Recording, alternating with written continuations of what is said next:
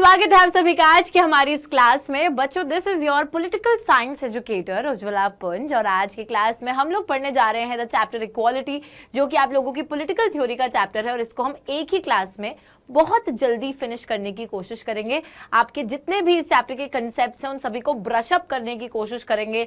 असल में इक्वालिटी होती क्या है? सबको पता है यार, समानता होती है इक्वालिटी, सबको एक जैसा ट्रीट करो वो इक्वालिटी होती है, बट असल में ना बच्चों that is not equality.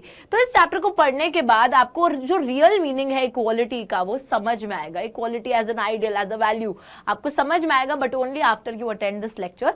And I tell you कि this is not gonna be one of those very very big lectures जहां पर हम मतलब समझाते जाएंगे, नहीं, ठीक है, समझेंगे हर चीज लेकिन बहुत ही सिंपल तरीके से, बहुत ही फटाफट के तरीके से।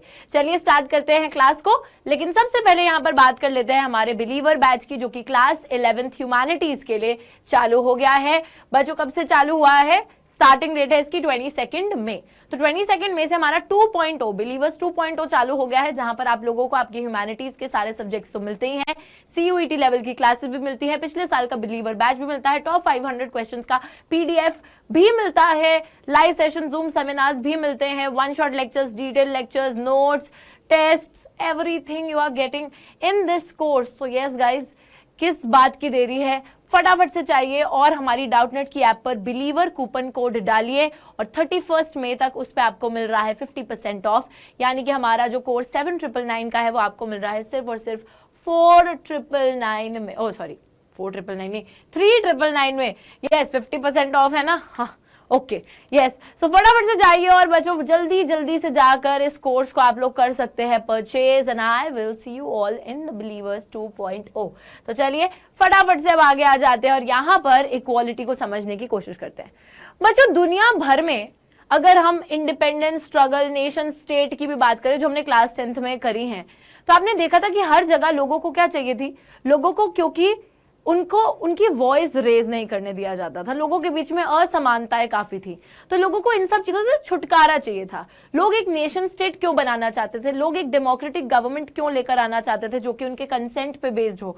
क्योंकि वो चाहते थे कि लोगों को राइट्स मिले, उन सबको राइट्स मिले, उनको इक्वालिटी मिले, उनको फ्रीडम मिले, right? Everyone accepts the ideal of equality. दुनिया भर में इतनी बड़ी बड़ी लड़ाइयां इक्वालिटी हासिल करने के लिए हुई हैं, हर किसी को इक्वालिटी की इंपॉर्टेंस का पता है, yet almost everywhere we encounter inequality. लेकिन फिर भी दुनिया भर में आज भी इतनी ज्यादा असमानताएं हमको देखने को मिलती हैं। फ्रेंच रेवोल्यूशन जिसका झंडा यहाँ बन रखा है वो एक बिगेस्ट एग्जांपल है जिसने बात करी थी लिबर्टी, इक्वालिटी, फ्रेटर्निटी की, राइट? और फिर फ्रेंच रेवोल्यूशन के इस आइडियल को और भी बहुत सारे देशों ने माना था, एक तरीके से बोला था कि yes, equality is a very very important ideal जो कि हर किसी को अपने देश में अचीव करना है। तो फिर भी लेकिन इतनी असमानता देखने को मिलती है। देखो, distinction between human beings on the grounds of race, color appear to be most unacceptable. Treating people with equal respect need not always mean treating them in an identical way. हम लोगों की जो इक्वालिटी को लेकर धारणा बनी हुई है कि इक्वालिटी का मतलब होता है सबको इक्वल तरीके से ट्रीट करो, आइडेंटिकल तरीके से ट्रीट करो। 5 बच्चे खड़े कर दो, सबको 5-5 टॉफी बांट दो। That is equality according to us, कि treating everyone in an identical manner। तो यार आज ना पहली बात तो ये जो दिमाग में इमेज बन रखी है ना इक्वालिटी की, सबसे पहले तो डिलीट दैट, क्योंकि इक्वालिटी असल में ये होता ही नहीं है। It does not mean treating people in an identical manner।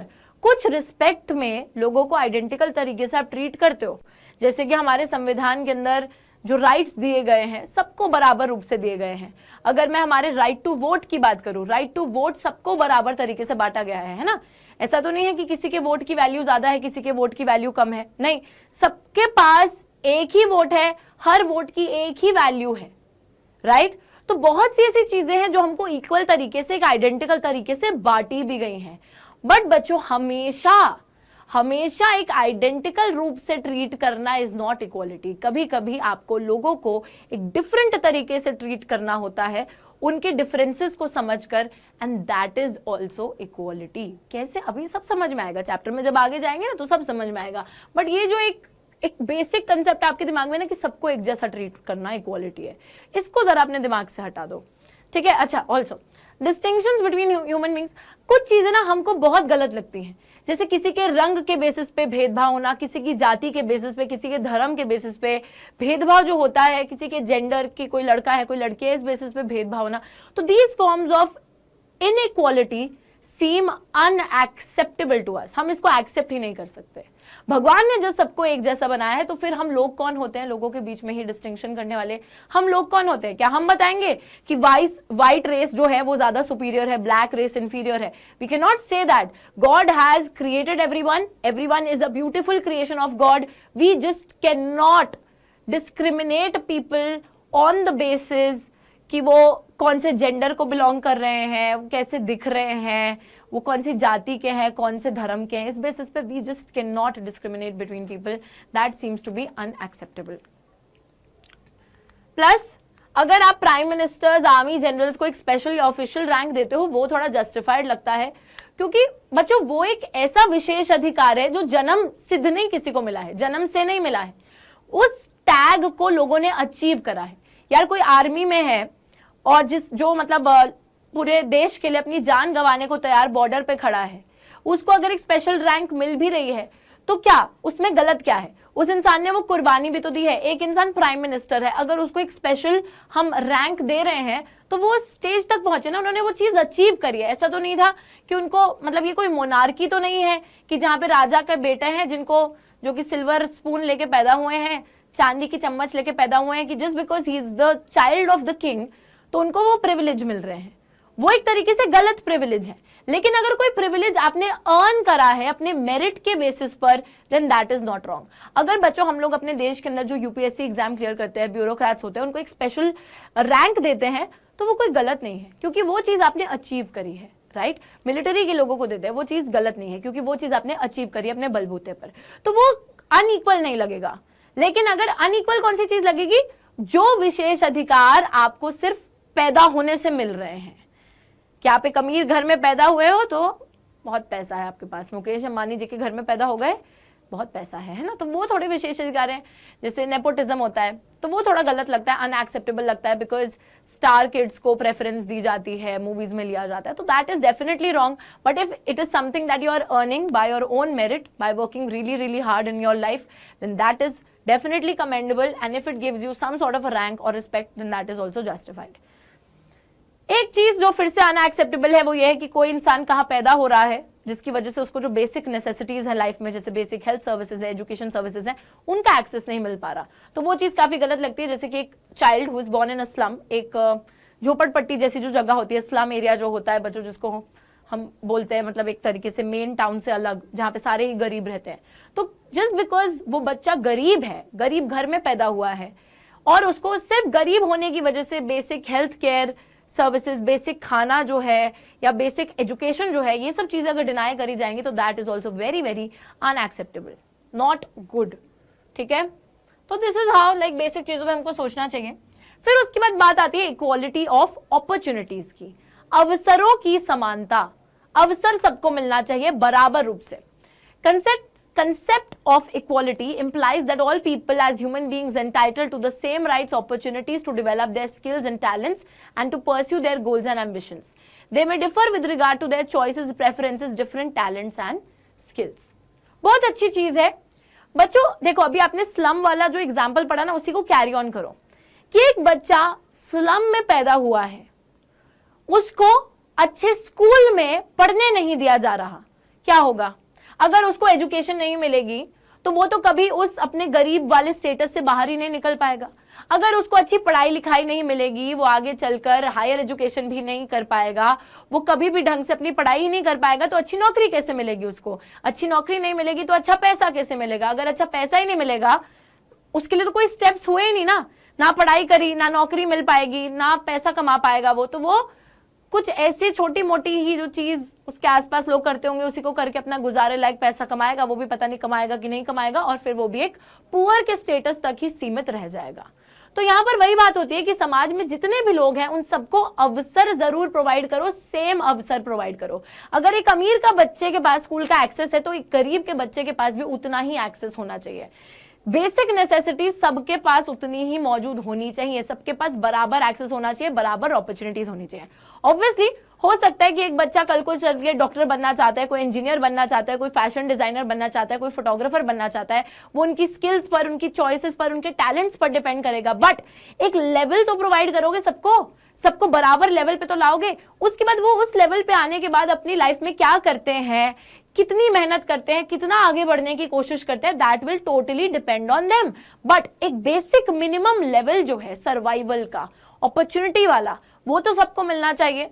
ठीक है, तो because we all are human beings, हम सबके पास कुछ राइट्स और अपॉर्चुनिटीज होने ही चाहिए, जिससे कि हमको भी मौका मिल सके, हर किसी को बराबर रूप से मौका मिल सके कि वो अपने टैलेंट, स्किल्स, एबिलिटीज को और ज्यादा आगे लेकर जा सके, और अपने जो गोल्स हैं, जो लाइफ में उन्होंने गोल सेट करके रखे हैं, एम्बिशन सेट करके रखे हैं कि उनको क्या लाइफ में हासिल करना है, अचीव करना है, उन सब चीजों तक वो पहुंच पाए। तो वो एक्सेस नहीं कोई छीन सके आपसे। बाकी तो यार इट टोटली डिपेंड्स कि आप क्या करते हो। अब हो सकता है कि कल को जो वो बच्चा है वो डॉक्टर बनना चाहे, जो अमीर का बच्चा था वो हो सकता है एक फैशन डिजाइनर बनना चाहे, तो that is something that they will do, that is their choice. But एक जो बेसिक लेवल है, स्कूलिंग, एजुकेशन, वो तो उनको मिलनी चाहिए ना, सबको बराबर रूप से मिलनी चाहिए, नहीं मिलनी चाहिए, बिल्कुल मिलनी चाहिए। अब बच्चों यहाँ पर जरा हम नेचुरल इनइक्वालिटी और सोशल इनइक्वालिटी की बात करेंगे, राइट? यस, नेचुरल इनइक्वालिटी और सोशल इनइक्वालिटी, किस तरीके की असमानता जो है, कुछ कुछ असमानताएं ऐसी हैं बच्चों, नेचुरल इनइक्वालिटी, जिसका कुछ नहीं कर सकते, कुछ नहीं उखाड़ सकते। नेचुरल इनइक्वालिटी का ये मतलब है कि आप पैदा कैसे हुए हो। अब देखो, कुछ नेचुरल डिफरेंसेस सब में है। अब कोई इंसान है जो गोरा होगा, कोई इंसान है जो काला होगा, कोई इंसान है जिसकी हाइट थोड़ी ज्यादा लंबी हो जाएगी, कोई इंसान है जिसकी हाइट थोड़ी कम रह गई, कोई इंसान है जो थोड़ा ज्यादा ऐसे हेल्दी हो गया, कोई इंसान है जो बिल्कुल पतला रह गया, है ना। किसी के फेशियल फीचर्स अलग हो सकते हैं, किसी दूसरे के फेशियल फीचर्स अलग हो सकते हैं, किसी के बाल लंबे होंगे, किसी के बाल छोटे होंगे। It's like there are a lot of differences that people are born with. हो सकता है कि कोई इंसान किसी विकार के साथ पैदा हुआ हो, किसी डिसेबिलिटी के साथ पैदा हुआ हो, then these are certain differences जिसका आप कुछ नहीं कर सकते हो। these are certain differences जिसके साथ आप पैदा हुए हो, you are born with these differences, you have to accept the differences। मैं अलग दिखती हूँ, मेरे सामने कोई दूसरा इंसान आके खड़ा होगा, वो अलग दिखेगा, राइट? फिजिकल एट्रीब्यूट्स हमारे बीच में डिफरेंट होंगे क्योंकि we are different from each other, but these are certain differences which are natural differences, you just cannot do anything about it। ऐसा तो नहीं होगा कि सोसाइटी में सब बोल रहे हैं अरे इक्वालिटी करनी है तो सब प्लास्टिक सर्जरी करा के एक जैसी शक्ल करा लो अपनी, है ना, ऐसा तो नहीं होगा ना। तो these are certain differences that we need to accept because we are born in a different way, we all मतलब these are some natural differences that will totally exist between people। ठीक है, और बच्चों होता है कि नेचुरल मतलब बोलते हैं ना, किसी की बहुत आवाज अच्छी होती है तो हम कहते हैं कि अरे यार ये तो मतलब this is a God gift.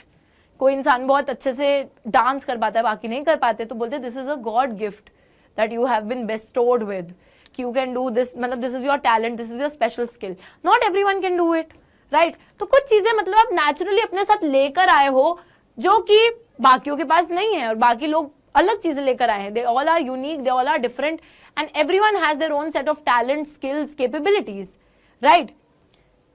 Obvious सी बात है कि नेचुरल इनइक्वालिटीज का आप कुछ नहीं कर सकते, वो एग्जिस्ट करती ही करती हैं। पर जो चीज यहां पे गलत है वो है सोशल इनइक्वालिटी। सोशल इनइक्वालिटी का मतलब यह है बच्चों कि हम जब नेचुरली अलग पैदा हुए थे तो सोसाइटी ने क्या करा, सोसाइटी ने यहां स्कैम कर दिया। स्कैम मतलब सोसाइटी अलग लोगों को अलग तरीके से डील करने लग गई, अलग लोगों के साथ अलग तरीके से डील करने लग गई। तो यहाँ पर हम देख रहे हैं कि सोशल इनइक्वालिटी होती है जो कि सोसाइटी द्वारा क्रिएट की जाती है। जैसे मैं आपको एक बहुत अच्छा एग्जांपल देती हूँ। देखो, नेचुरली अगर मैं बात करूं, कुछ लोग मेन है, कुछ लोग विमेन है। Why? Because men are born with a set of reproductive organs, जिसकी वजह से उनको मेल कहलाया जाएगा, मेल सेक्स कहलाया जाएगा। एंड जो एक फीमेल होगी that is born, female is born with a different set of reproductive organs, जिसकी वजह से उसको फीमेल सेक्स कहलाया जाएगा।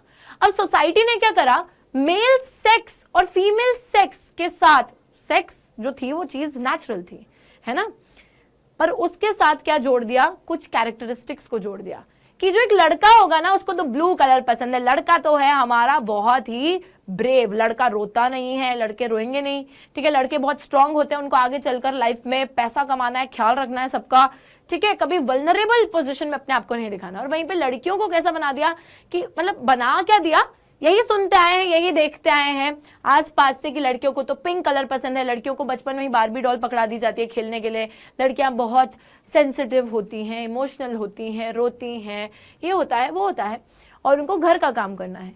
ये सारे डिफरेंसेस क्या भगवान ने आपके साथ भेजे थे?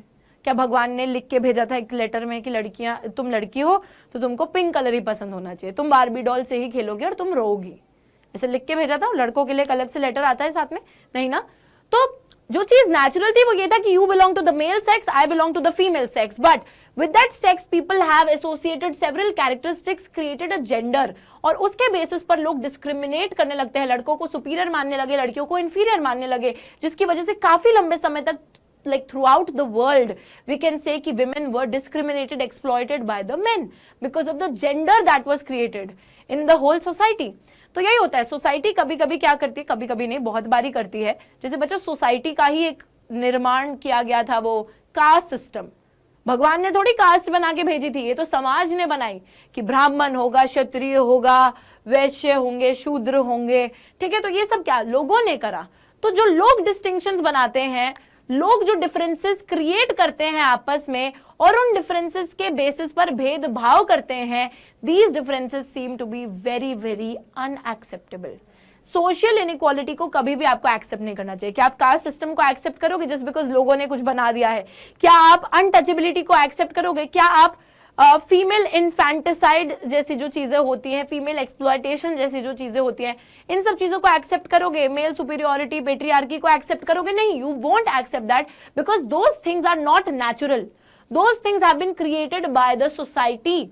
तो यहाँ पर हम वही देखते हैं कि लोग जो अलग जेंडर, रेस, कलर, कास्ट को बिलोंग करते हैं उनको अलग से ट्रीट करा जाता है, डिस्क्रिमिनेट करा जाता है, कुछ लोगों को सुपीरियर, कुछ लोगों को इंफीरियर मानने लगती है society, and that is why these social differences appear to be unjust. Social inequality is definitely unjust.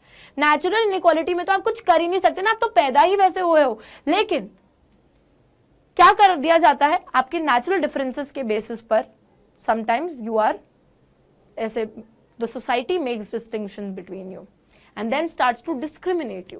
तो that is where जो कहानी गलत पड़ती है, कहानी गलत टर्न ले लेती है। अब यहां पर बच्चों बात आती है 3 dimensions ऑफ इक्वालिटी के बारे में। 3 अलग अलग टाइप की इक्वालिटी, 3 अलग अलग टाइप की समानता को हम लोग देखेंगे। अभी तक हमने 2 टाइप की असमानताओं को देखा है, एक होती है नेचुरल इनइक्वालिटी, एक होती है सोशल इनइक्वालिटी। नेचुरल इनइक्वालिटी में तो कुछ नहीं उखाड़ सकते, but social inequality is definitely unjust, जिसको रिमूव करना चाहिए। अब 3 डायमेंशन, 3 अलग अलग रूप जो हैं इक्वालिटी के, उनकी भी बात कर लेते हैं। सबसे पहला रूप है यहाँ पे पॉलिटिकल इक्वालिटी का। देखिए बच्चों, पॉलिटिकल इक्वालिटी का मतलब है कि एक राजनीतिक रूप में सभी को समानता दी जाए। तो एक डेमोक्रेसी के अंदर, एक तो डेमोक्रेसी है, अगर एक लोकतंत्र है आपका देश, तो उस देश के अंदर सभी लोगों को नागरिक माना जाएगा, सभी लोगों को बराबर सिटीजनशिप दी जाएगी। साथ ही में अगर इक्वल सिटीजनशिप दी जा रही है, तो इक्वल सिटीजनशिप का मतलब है कि all the people who are living in that country will get the equal right to vote, freedom of expression, movement, association, freedom of belief. तो सिटीजनशिप के साथ साथ बहुत से राइट्स जो हैं लोगों को मिलते हैं, बराबर रूप से मिलते हैं, सबको बराबर रूप से मिलते हैं। ऐसा नहीं है कि मेरे पास ज्यादा है, किसी के पास कम है, कोई अमीर है तो उसके पास ज्यादा है, गरीब के पास कम है, नहीं, सबको बराबर रूप से ये राइट्स दिए जाते हैं। लेकिन फिर भी अगर कोई सोसाइटी लोगों को राइट्स दे भी रही है, चाहे बराबर रूप से दे रही है, फिर भी inequalities continue to exist. These inequalities often the result of differences in resources, opportunities which are available to the citizens in the social and economic sphere। और कभी कभी बच्चों हम बोल सकते हैं कि पॉलिटिकल सेंस में तो चाहे आपने लोगों को इक्वल कर दिया हो, चाहे सभी को आपने right to freedom, right to equality, और हमारे जो क्या होता है राइट अगेंस्ट एक्सप्लॉयटेशन, ये सारी चीजें तो दे दी हैं, राइट टू वोट दे दिया है बराबर तरीके से, पॉलिटिकल रूप में सबको बराबर कर दिया है, लेकिन फिर भी समाज में असमानताएं रहती हैं जो कि आपकी सोशल डिफरेंसेस के बेसिस पर या इकोनॉमिक डिफरेंसेस के बेसिस पर एग्जिस्ट करती हैं, कि सामाजिक तौर पर लोगों को डिस्क्रिमिनेट करा जा रहा है, इस वजह से डिफरेंसेस हैं, या फिर इकोनॉमिक सेंस में कि कोई अमीर है कोई गरीब है, इस बेसिस पर डिफरेंसेस और इनइक्वालिटीज फिर भी एग्जिस्ट करती हैं। और इस वजह से हमेशा एक डिमांड करी जाती है कि इक्वल अपॉर्चुनिटीज या फिर एक लेवल प्लेइंग फील्ड प्रोवाइड करना चाहिए ताकि इनइक्वालिटीज हट सके। लेवल प्लेइंग फील्ड, हमेशा इस लाइन को याद रखना, लेवल प्लेइंग फील्ड, यहां ना स्टार मार्क कर दो बच्चों। आप हर किसी को इक्वल नहीं कर सकते। आप ये नहीं बोलोगे कि इक्वालिटी ये है कि मैं सब में 1 करोड़ रुपए बांट दूं, सबको बराबर अमीर कर दूं, नहीं। ठीक है, इक्वालिटी कैसे आएगी? जब आप सबको एक लेवल पे ले आओ, एक बेसिक मिनिमम लेवल पे ले आओ, उनको अपॉर्चुनिटी दे दो। जैसे स्लम एरिया वाले बच्चे के पास अगर एजुकेशन का एक्सेस नहीं रहा तो वो इनइक्वालिटी है, लेकिन कल को चलो मैं मानती हूं कि उसको एजुकेशन का एक्सेस मिले, फिर भी वो लाइफ में ना बहुत कम पैसे की नौकरी कर रहा है, बट फिर हम ये नहीं बोल सकते कि उसके साथ गलत हो रहा है या इनइक्वालिटी हो रही है, नहीं। उसने शायद अपनी एजुकेशन की अपॉर्चुनिटीज का अच्छे से फायदा नहीं उठाया, उतनी मेहनत नहीं करी जितनी वो कर सकता था, और उन अपॉर्चुनिटीज से वो और आगे नहीं बढ़ पाया, तो that is his fault. But आपका क्या काम था? आपको एक लेवल प्लेइंग फील्ड प्रोवाइड करना था। मतलब जो अपॉर्चुनिटीज हर बच्चे को मिल रही हैं वो उसको भी प्रोवाइड करनी थी। बेसिक चीज एजुकेशन, बेसिक चीज हेल्थ, बेसिक चीज खाना पानी, ये सब बेसिक चीजें तो प्रोवाइड करोगे ना, दैट इज इक्वालिटी। कि everyone should have equal access to the basic minimum things that are required in the life, and also everyone should have an equality of opportunity। सबके पास बराबर अवसर होने चाहिए, ठीक है। So just remember that. Next हम देखें, नेक्स्ट आती है सोशल इक्वालिटी। सोशल इक्वालिटी का मतलब है सामाजिक तौर पर समानता को लाना। Political equality, equality before needs to be supplemented by equality of opportunities. Pursuit of equality requires that people belonging to different groups and communities also have a fair and equal chance to compete for those goods and opportunities. It is necessary to minimize the effects of social economic inequalities. हाँ, तो बच्चों social equality basically crux यही है कि social equality अगर लानी है, अगर सामाजिक तौर पर समानता लेकर आनी है, तो वही बात है कि सबको जो बेसिक मिनिमम कंडीशन जिंदगी में चाहिए होती है ना, रोटी कपड़ा मकान, स्वास्थ्य सेवाएं और पढ़ाई लिखाई की सेवाएं, ये सब सेवाएं सबको प्रोवाइड कर दो। इक्वालिटी ऑफ अपॉर्चुनिटी प्रोवाइड कर दो। आगे उस अपॉर्चुनिटी का कौन किस तरीके से फायदा उठाता है, कितनी मेहनत करता है, वो उनके कैलिबर टैलेंट स्किल्स पर डिपेंड करता है। पर आपका काम क्या है? सबको एक लेवल प्लेइंग फील्ड पर ले आओ, ठीक है। तो that is social equality. India के अंदर एक स्पेशल प्रॉब्लम है regarding equality, regarding the equal opportunities comes not just from the lack of facilities but from some of the customs. अब इंडिया के अंदर थोड़ी सी दिक्कत यह है कि कभी कभी इक्वल अपॉर्चुनिटी इसलिए भी नहीं मिल पाती क्योंकि इंडिया के अंदर जो कस्टम्स है ना वही खराब है। इंडिया के अंदर इतनी ज्यादा एंट्रेंच्ड रूप से सोसाइटी में इनइक्वालिटी भरी हुई है, हमारे कस्टम्स उस इनइक्वालिटी को और ज्यादा बढ़ाते हैं। जैसे देखो for example, women may not enjoy equal rights of inheritance in some groups or there may be a social prohibition regarding their taking part in certain kinds of activities। बच्चों देखो, आप इक्वालिटी तो प्रोवाइड कर दोगे, सबको आपने बराबर opportunity दे दी, आपने जेंडर के बेसिस पे कोई भेदभाव नहीं करा, लीगल रूप से आपने दे दी, बट समाज में हम क्या देखते हैं, भारत के समाज में कुछ जगहों पर महिलाओं को पढ़ने लिखने ही नहीं भेजने दिया जाता, बोलते घर से ही नहीं निकलेंगी ये लड़कियां, तो ये तो चूल्हा चौका संभालेंगी। तो फिर उस सेंस में आप क्या करोगे? आप क्या घर से पकड़ पकड़ के उनकी लड़कियों को बाहर लेकर आओगे क्या? So what are you gonna do with that? या फिर कहीं पर ऐसा देखा जाता है कि फादर की प्रॉपर्टी में भी लड़की को, जो बेटी होती है, उसको इक्वल शेयर नहीं मिलता, शेयर ही नहीं मिलता, सिर्फ बेटे को दे देते हैं सब कुछ। तो फिर जब लोग ही नहीं उसको कर रहे अलाउ, लोग ही भेदभाव अपने घरों में कर रहे हैं, तो फिर वो चीज कैसे ले आओगे आप समाज में समानता? तो यहां पर सबसे पहले एक नीड है कि समाज की सोच में परिवर्तन लाया जाए, तब तो जाके जो फॉर्मल रूप में इक्वालिटी है वो लोगों तक पहुंच भी पाएगी, उनको मिल भी पाएगी। तो कभी कभी हमारे कस्टम्स जो है ना इंडिया के, वो भी बहुत हद तक रिस्पॉन्सिबल है हमारी इंडिया की इनइक्वालिटी वाली सिचुएशन के लिए।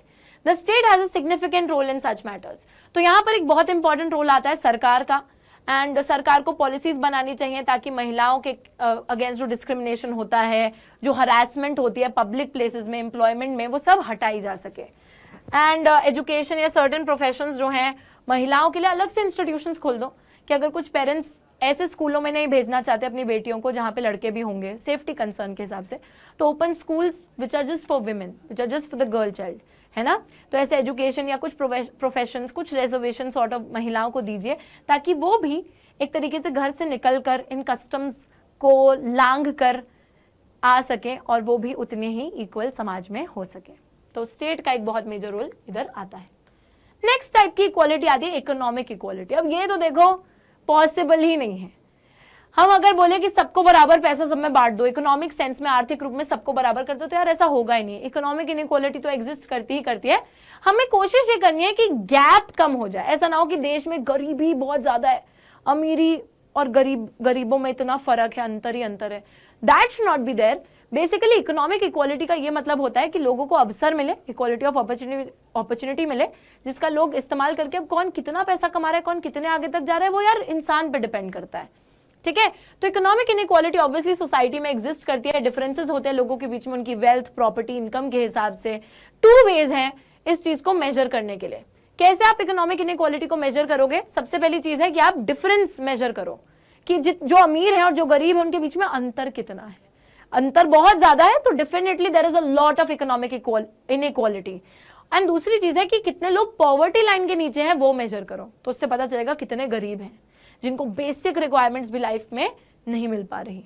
तो ये 2 चीजें जिससे आप इकोनॉमिक इक्वालिटी को मेजर कर सकते हो। बच्चों ऑब्वियस सी बात है, बेसिकली इकोनॉमिक इक्वालिटी का मतलब ये होता है कि हमें इस तरीके की इक्वालिटी लानी है कि हम जो रिच और पुअर के बीच में गैप है ना, उसको रेड्यूस कर सके, गरीबी को खत्म कर सके, और जो गरीब है उन सबको मिनिमम स्टैंडर्ड ऑफ लिविंग जो होता है, जहां पे बेसिक फैसिलिटीज, बेसिक नेसेसिटीज जो है लाइफ के, एटलीस्ट उन सब चीजों तक का एक्सेस मिले। हम सबको करोड़पति बनाने की कोशिश नहीं कर रहे हैं, बट हाँ, जो लोग हैं गरीबी से बाहर आ सके और basic minimum standard of living जी सके, that is what we mean when we talk about economic equality. तो these are the 3 dimensions of equality. अब कुछ यहाँ पर आइडियोलॉजीज की बात होती है, कुछ आइडियोलॉजीज जो इक्वालिटी की बात करते हैं, किस तरीके से ये आइडियोलॉजीज जो विचारधाराएं हैं ये इक्वालिटी की बात करती है। तो सबसे पहली विचारधारा है फेमिनिज्म। आप लोगों ने क्लास 10th में भी फेमिनिज्म के बारे में पढ़ा है। तो basically it is a political doctrine of equal rights for women and main. बहुत से लोग समझते हैं कि यार फेमिनिज्म फीमेल वर्ड से बना है, मतलब ये विमेन सुपीरियोरिटी की बात करते हैं, बट नहीं बच्चों, feminism talks about the equality between the genders, between male and female, equality. कोई लड़के भी अगर फेमिनिज्म को सपोर्ट करते हैं तो they are also talking about equality. Feminist are those men women who believe that many of the inequalities that we see in the society between men and women are neither natural nor necessary and can be altered so that both women and men can lead free and equal lives। तो बहुत से लोग जो feminist होते हैं वो equal rights में विश्वास रखते हैं और वो ये मानते हैं कि समाज में बहुत सारी ऐसी असमानताएं हैं जो लड़के और लड़कियों के बीच में एग्जिस्ट कर रही हैं, जो कि काफी गलत है, काफी अननेसेसरी है और उनको हटाना चाहिए ताकि दोनों ही इक्वालिटी के साथ जी सके। इनइक्वालिटी मेन और विमेन के बीच में, ये लोग जो फेमिनिस्ट होते हैं वो सोचते हैं it is due to the patriarchal society, पितृसत्ता के हिसाब से। पेट्रियार्की एक ऐसा सिस्टम होता है जो कि मेल को सुपीरियर मानता है फीमेल्स के कंपैरिजन में, फीमेल्स को इंफीरियर मानता है। तो ऐसा समाज चलता है आसपास जिसकी वजह से बच्चों, मतलब that is like the root cause of the inequalities that are done to women. And इस वजह से feminism as a doctrine, as an ideology argue करता है कि we need equal rights for men and women. सबसे पहला यहाँ पे डिफरेंस ही है सेक्स और जेंडर के बीच में। तो मैंने आपको बताया था कि यार सेक्स जो होता है ना वही नेचुरल होता है, जेंडर जो है वो एक तरीके से it is constructed by the society, इसको सोसाइटी ने कंस्ट्रक्ट करा है और इसी वजह से जेंडर का जो डिफरेंस है वो बिल्कुल ही गलत होता है। और दूसरी चीज यहाँ पर जो फेमिनिस्ट आर्ग्यू करते हैं वो ये है पब्लिक और प्राइवेट डिवाइड। होता क्या है, सेक्स और जेंडर की वजह से एक तरीके से एक पब्लिक प्राइवेट डिवाइड समाज में क्रिएट हो जाता है। पब्लिक प्राइवेट डिवाइड का मतलब है कि ऐसा माना जाता है कि जो प्राइवेट स्फेयर है, घर का स्फेयर है, वहां पर महिलाएं वहीं तक सीमित रहेंगी और जो पब्लिक स्फेयर है, जो पॉलिटिकल स्फेयर है या बाहर जाने का जो स्फेयर है, काम करने का जो स्फेयर है, वो आदमियों तक सीमित रहेगा। तो आदमी घर का काम नहीं करेंगे, औरतें सिर्फ घर तक सीमित रहेंगी, आदमी बाहर का काम करेंगे, औरतें बाहर नहीं जा सकती। तो ये सब जेंडर से ही इरप्ट होता है पब्लिक प्राइवेट डिवाइड, और इसके अगेंस्ट फेमिनिस्ट आर्ग्यू करते हैं कि दिस शुड नॉट एग्जिस्ट और इक्वालिटी मिलनी चाहिए। ठीक है, नेक्स्ट आइडियोलॉजी जो है वो है मार्क्सिज्म की। मार्क्सिज्म बताता है, कार्ल मार्क्स की आइडियोलॉजी है बच्चों, और मार्क्सिज्म में बोला जाता है root cause of the inequality was private ownership of important economic resources such as oil, land, forest as well as other forms of property. He pointed out that such private ownership did not only make the class of owners wealthy but gave them political power which enables them to influence state policies, laws, and this could prove a threat to the democratic government. Basically Marxism ये बोलता है कि private property जो है that is the root cause of inequality in the society. जो लोग अमीर हैं उन्होंने ही हर चीज को, मेन जो फैक्टर्स ऑफ प्रोडक्शन है उनको ओन करके रखा है। उन लोगों की इंडस्ट्रीज होती हैं जहां पर गरीब लोगों से वो काम करवाते हैं। असल में काम गरीब लोग करके देते हैं, वर्कर्स करके देते हैं सारा काम, प्रॉफिट वर्कर्स कमा के देते हैं, बट प्रॉफिट रख लेता है हमारा इंडस्ट्रियलिस्ट यानी कि जो प्राइवेट ओनर्स हैं वो उस प्रॉफिट को रख लेते हैं और वर्कर्स को काफी ज्यादा एक्सप्लॉइट करते हैं, बुरे कंडीशंस में रखते हैं। और वो बोलते हैं कि ये जो प्राइवेट ओनरशिप है इसी की वजह से जो ओनर्स हैं वो अमीर होते जाते हैं, जो वर्कर्स हैं वो गरीब होते जाते हैं, और ओनर्स के पास पॉलिटिक्स को इन्फ्लुएंस करने की पावर आ जाती है, जिसकी वजह से डेमोक्रेसी पर एक बहुत बड़ा खतरा इरप्ट होता है। मार्क्सिज्म और सोशलिज्म काफी सिमिलर आइडियोलॉजीज हैं। मार्क्सिज्म एक क्लासलेस स्टेटलेस सोसाइटी की बात करता है, सोशलिज्म बोलता है कि गवर्नमेंट का होना जरूरी है इक्वालिटी लाने के लिए, दैट्स द ओनली डिफरेंस। ठीक है, ये दोनों ये भी मानते हैं कि जो इकोनॉमिक इनइक्वालिटी होती है it provide support to other forms of social inequality such as differences of ranks और प्रिविलेजेस। तो ये बोलते हैं कि इकोनॉमिक इनइक्वालिटी और सोशल इनइक्वालिटी काफी ज्यादा रिलेटेड है। तो अगर इकोनॉमिक सेंस में लोग अमीर हो गए हैं और कुछ गरीब रह गए हैं तो उसकी वजह से सामाजिक रूप में भी लोगों में अंतर आ जाएंगे। प्रिविलेज जो है वो अमीरों को मिल जाएगी और गरीबों के पास कोई प्रिविलेज या रैंक्स रहेंगी नहीं। तो इस इनइक्वालिटी को टैकल करने के लिए we need to go beyond providing equal opportunities, try and ensure public control over essential resources and forms of property. तो इसलिए यहाँ पे बोला जाता है कि सिर्फ इक्वालिटी ऑफ अपॉर्चुनिटी प्रोवाइड करने से इस केस में मदद नहीं मिलेगी, बल्कि उससे भी आगे बढ़ना पड़ेगा और एक तरीके से सरकार को कंट्रोल लेना पड़ेगा फॉर्म्स ऑफ प्रॉपर्टी के ऊपर, रिसोर्सेज के ऊपर। अच्छा, ये सरकार कंट्रोल लेगी, ये सोशलिज्म में आता है। मार्क्सिज्म तो मना करता है, स्टेट का ही मना करता है। Marxism talks about a classless and a stateless society, so do remember that. ठीक है, अच्छा नेक्स्ट चीज यहां पर आती है लिबरलिज्म। ओके, लिबरलिज्म बच्चों एक आइडियोलॉजी है और लिबरलिज्म के अंदर क्या बोला जाता है, फ्रीडम, कंपटीशन का फ्रीडम, मार्केट का फ्रीडम, हर चीज का फ्रीडम। तो लिबरल्स ये मानते हैं कि कंपटीशन सबसे ज्यादा सही तरीका है सोसाइटी में रिवॉर्ड्स और रिसोर्सेज को डिस्ट्रीब्यूट करने का, कि सब कुछ छोड़ दो और जो जितना अपने बलबूते पे कर सकता है उसको करने दो। ठीक है, सो यहाँ पे वही बात की जाती है कि रिसोर्सेज, जो संसाधन होते हैं, जो रिवॉर्ड्स होते हैं सोसाइटी में, वो कंपटीशन के थ्रू ही डिस्ट्रीब्यूट होने दो। जो जितना पार्ट ले सकता है, जो जितना आगे बढ़ सकता है उसको बढ़ने दो, रोको मत। They believe that while states may have to intervene to try and ensure a minimum standard of living and equal opportunities for all, this cannot by itself bring equality and justice to the society. Liberals मानते हैं कि कहीं ना कहीं government का interference जरूरी है ताकि सभी लोगों को एक मिनिमम स्टैंडर्ड ऑफ लिविंग और इक्वालिटी ऑफ अपॉर्चुनिटी मिल जाए, लेकिन सिर्फ स्टेट के इस हल्के फुल्के इंटरफेरेंस से सोसाइटी जस्ट और इक्वल नहीं बनेगी। कंपटीशन होना चाहिए, कंपटीशन ओपन और फ्री होना चाहिए, इनइक्वालिटीज तब तक नहीं रहेंगी और सबको जो है अपने टैलेंट और एफर्ट के हिसाब से रिवॉर्ड मिल जाएगा। That is what liberals think, कि सबको उनके हाल पे छोड़ दो, कंपीट करने दो, जिसके पास मतलब हेल्प मत करो किसी की, कुछ भी बेसिक चीजों के लिए minimum standard of living provide कर दो, लेकिन उसके अलावा कुछ भी नहीं। ठीक है, देन कम्स सोशलिज्म। तो सोशलिज्म और हमारी जो कम्युनिस्ट आइडियोलॉजी, मार्क्सिस्ट आइडियोलॉजी काफी ज्यादा रिलेटेड है, और socialism is a like complete opposite ideology of capitalism. Main concern socialism का ये होता है कि कैसे हम इनइक्वालिटी को कम से कम कर सकते हैं और जो संसाधन है समाज में बराबर तरीके से बांट सकते हैं। Advocates of socialism are not entirely opposed to the market. They favor some kind of government regulation, planning control over certain key areas such as education and healthcare. अब बच्चों सोशलिज्म में ये नहीं है कि सोशलिस्ट बोल रहे हैं कि मार्केट एग्जिस्ट नहीं करनी चाहिए, फ्री मार्केट नहीं होनी चाहिए। वो कहते हैं कि मार्केट एग्जिस्ट करे, लोग कंपीट करें, बट गवर्नमेंट रेगुलेशन होनी चाहिए कुछ की एरियाज में, जैसे एजुकेशन, हेल्थ केयर, ये सब चीजें गवर्नमेंट के हाथ में ही होनी चाहिए, क्योंकि अगर ये चीजें प्राइवेट लोगों के हाथ में आ जाएंगी तो वो फिर उन चीजों को बहुत एक्सपेंसिव कर देंगे, एक्सप्लॉइट करने लग जाएंगे। That is why they believe कि these things should be in the hands of the government. Ram Manohar Lohia 5 तरीके की असमानताएं, इनइक्वालिटीज बताते हैं।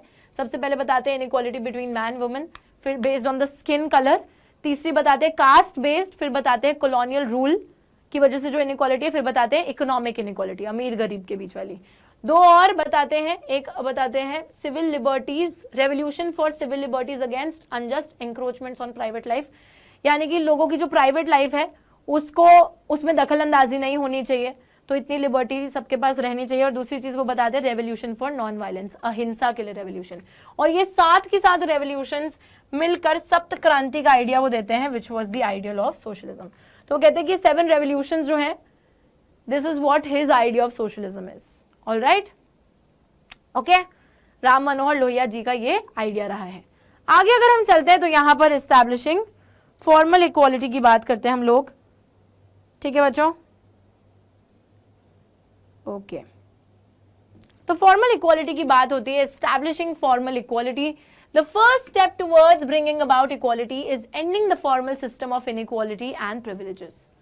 तो सबसे पहला जो कदम होता है इक्वालिटी लाने के लिए वो होता है कि फॉर्मली अगर कोई सिस्टम बना है, फॉर्मल सेंस में कानूनी तौर पर अगर लोगों के बीच में असमानता को तवज्जो दिया जा रहा है या फिर कुछ लोगों को विशेष अधिकार दिए जा रहे हैं कानूनी तौर पर, तो वो चीज सबसे पहले तो खत्म होनी चाहिए।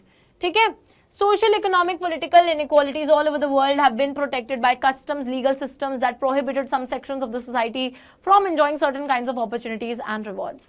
तो यहाँ बोला जा रहा है कि जो social political economic political inequalities थी आर्थिक रूप में और राजनीतिक रूप में जो इनइक्वालिटीज थी ऑल ओवर द वर्ल्ड, ठीक है बच्चों, जिनको एक तरीके से कस्टम्स और लीगैलिटी के थ्रू प्रोटेक्ट किया गया था। जैसे आपको याद होगा, मैं इसका एक बहुत अच्छा एग्जांपल देती हूँ अगर आपको इस स्टेटमेंट से समझ में नहीं आ रहा है।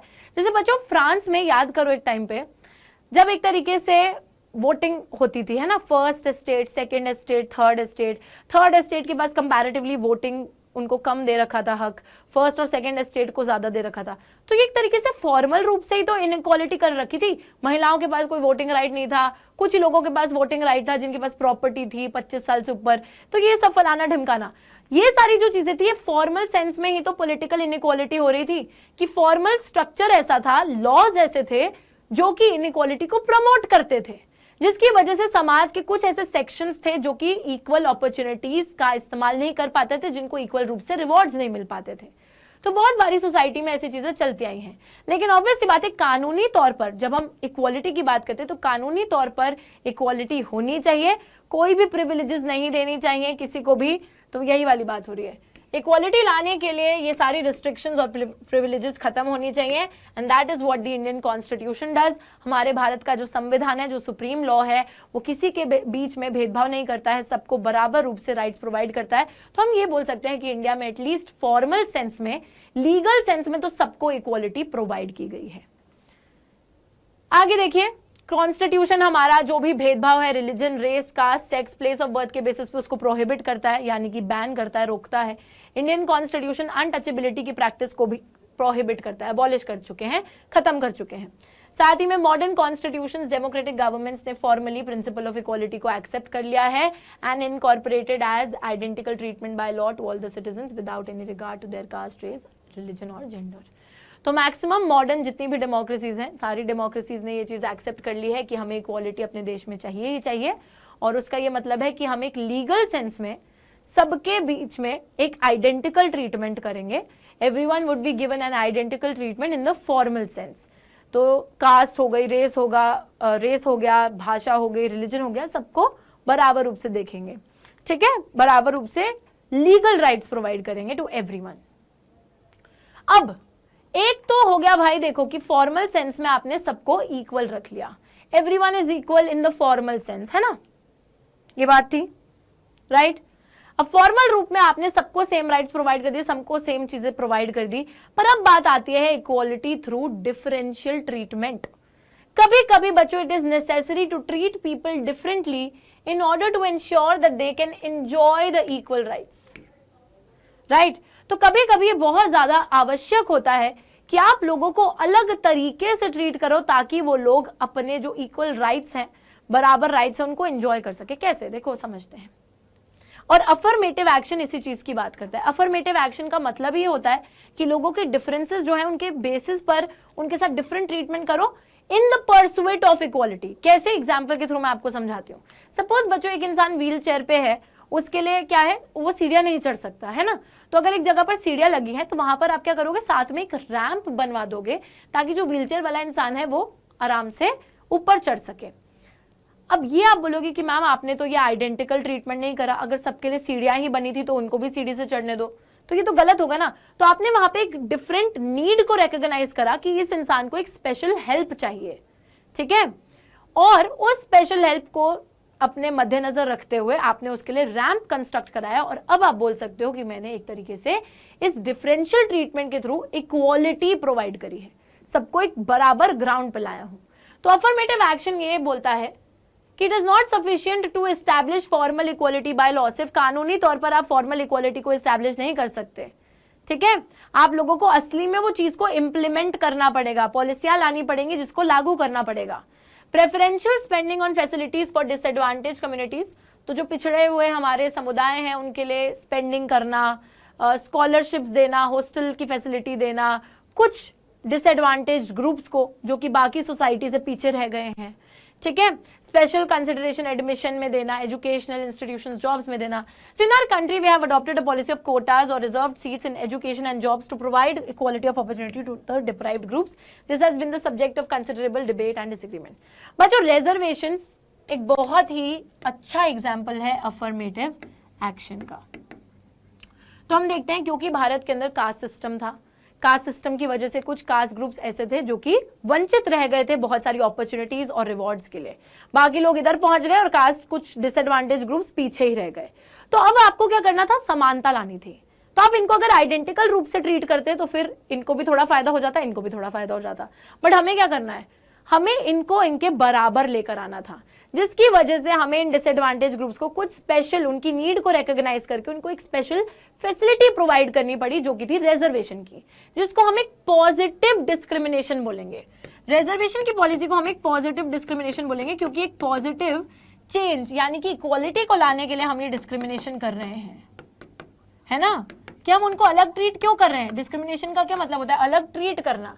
अलग ट्रीट क्यों कर रहे हैं, क्योंकि इक्वालिटी लेकर आनी है। इस वजह से रिजर्वेशन की पॉलिसी एक पॉजिटिव डिस्क्रिमिनेशन है, जहां पे आप उनको अलग जरूर ट्रीट कर रहे हो, बट क्यों ट्रीट कर रहे हो, क्योंकि आपका गोल अल्टीमेटली अच्छा है कि आपको उनको इक्वालिटी दिलवानी है।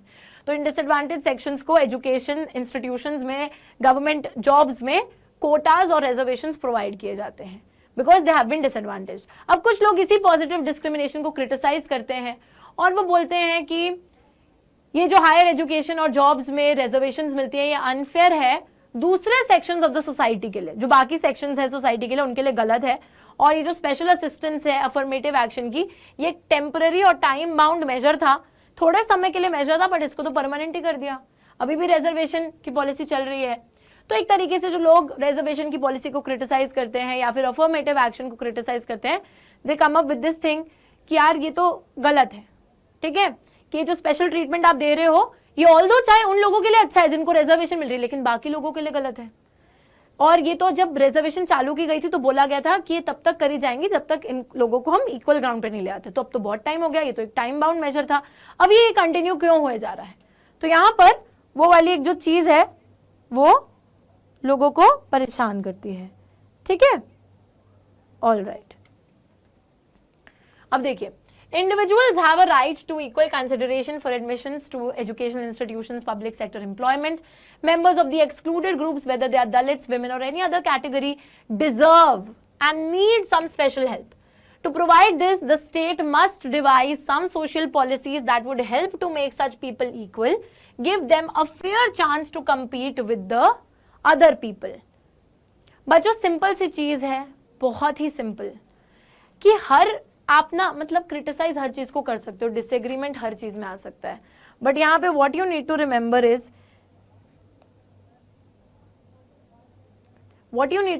इज कि यहाँ पर जो भी डिफरेंसेस किए जा रहे हैं या फिर मतलब कोई भी डिफरेंशियल ट्रीटमेंट दिया जा रहा है, स्पेशल ट्रीटमेंट किसी भी ग्रुप को दिया जा रहा है, तो वो इस नजरिए से दिया जा रहा है कि उनको हमें इक्वल करना है। इसलिए नहीं दिया जा रहा कि उनको हमें आगे लेकर चले जाना है, बाकी लोगों को पीछे छोड़ देना है, सबको बराबर लेवल पे लाना है। इसलिए देखो विमेन्स कोच भी मेट्रो में बनाया गया है, क्यों, क्योंकि महिलाओं की एक स्पेशल नीड को रिकॉग्नाइज करा गया है कि उनके साथ हरासमेंट होता है, इस वजह से ये चीज करी गई है, ठीक है।